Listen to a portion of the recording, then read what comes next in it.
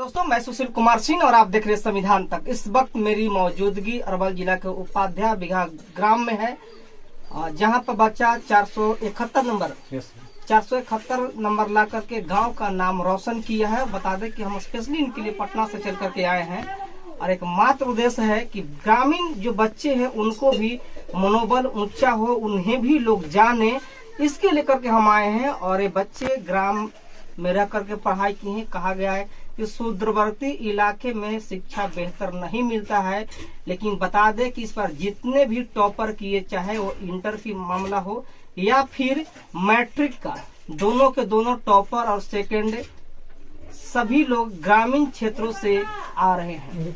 ये बहुत बड़ी अचीवमेंट है ग्रामीण परिवेश में पढ़ाने वाले शिक्षकों के लिए, क्योंकि उनकी जो डेडिकेशन है, जिस तरह से जीतन राम मांझी प्रतिज्ञा कर लिए थे कि रास्ता बना के ही छोड़ेंगे, हमें लगता है कि ठीक इसी तरह से ग्रामीण क्षेत्रों के शिक्षक भी प्रतिज्ञा कर चुके हैं कि गांव के बच्चों को बेहतर शिक्षा दे करके बेहतर रैंक लाने का काम करेंगे और राज्यव्यापी नाम शोहरत हासिल करवाने का काम करेंगे। और वो प्रतिज्ञा में कहीं न कहीं ग्रामीण क्षेत्रों के शिक्षक सफल होते दिख रहे हैं। क्या नाम है छोटू? अमित कुमार। अमित कुमार, 471 नंबर आया, किनको श्रेय देना चाहिएगा? हमारे माता पिता और हमारा मेहनत और हमारे कोचिंग जिसका नाम है बीएस कॉन्सेप्ट कोचिंग सेंटर चंदा और हमारे विद्यालय बीएस कॉन्सेप्ट कोचिंग सेंटर है ना।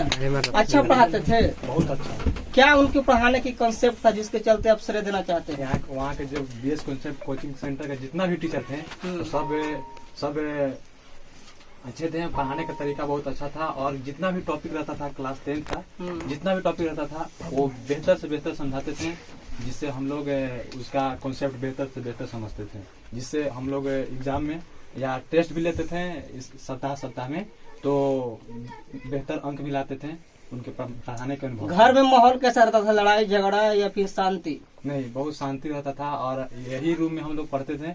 तीन स्टूडेंट थे, जो कि अभी एक नहीं है, एक मेरे पास अभी है, लेकिन हम लोग 3 स्टूडेंट पढ़ते थे साथ में ही। और साथ में जैसे वो क्वेश्चन करता था हम जवाब देते थे, वो मैं क्वेश्चन करता था वो जवाब देता था। गाँव में आप टॉप किए तो गाँव के लोग कैसे सोच रहे हैं? गाँव में तो ऐसे बहुत खुशी का माहौल है। मन लगता है? हाँ, कुछ सवाल पूछे? पूछिए। सही। पूछिए। घात द्विघात, घात क्या है? घात मतलब होता है कि कोई भी संख्या का वही गुना, घात है। प्रकाश परिवर्तन क्या है? प्रकाश का परिवर्तन क्या है? तो कोई भी किसी भी प्रकाशीय स्रोत से और कोई भी प्रकाश की किरण आता है, कोई भी चिकनी या चमकीली सतह पर वो टकराता है तो उसी माध्यम में वो लौट जाता है। व्याकरण जानते हैं? वही प्रकाश का परिवर्तन है। व्याकरण जानते हैं। शब्द के कितने भेद हैं? शब्द के ऐसे तो आधार पर बांटा गया है, जैसे कि अर्थ के आधार पर हो गया, रचना के आधार पर हो गया, बनावट के आधार पर हो गया, उत्पत्ति के आधार पर हो गया। तो बताइए सबके बारे में। तो अर्थ के आधार पर बात करते हैं तो अर्थ के आधार पर 2 होता है, जो कि सार्थक होता है, निरर्थक होता है। सार्थक मतलब कि जिससे कोई अर्थ निकले, कोई भी शब्द वैसा शब्द जिससे अर्थ निकले। जैसे बात करते हैं विद्यालय का, तो विद्यालय से अर्थ निकलता है, विद्या का आलय यानी कि विद्या का घर है, ठीक है। उसी तरह से बात करते हैं उत्पत्ति के आधार पर, तो उत्पत्ति के आधार पर 4 प्रकार का होता है, तत्सम, तद्भव, देशज और विदेशज, वही। और तीसरा होता है रचना के आधार पर, जिसका जो कि भेद होता है उसका यौगिक, रूढ़, यौगिक, योग। उत्सर्जन क्या है? उत्सर्जन तो हमारे शरीर में उपपची क्रिया के फलस्वरूप जितना भी गंदे पदार्थ होता है हमारे शरीर से बाहर निकलता है, वही मल, उसी को बोलते हैं उत्सर्जन। चलिए, तो अपनी क्षमता के अनुसार अपनी भाषा में सारी सवालों को जवाब दिए हैं, तो आप क्या सोचते हैं इनके बारे में अपना प्रतिक्रिया कमेंट बॉक्स में जरूर जोड़ने का काम कीजिएगा। तब तक के लिए जय हिंद।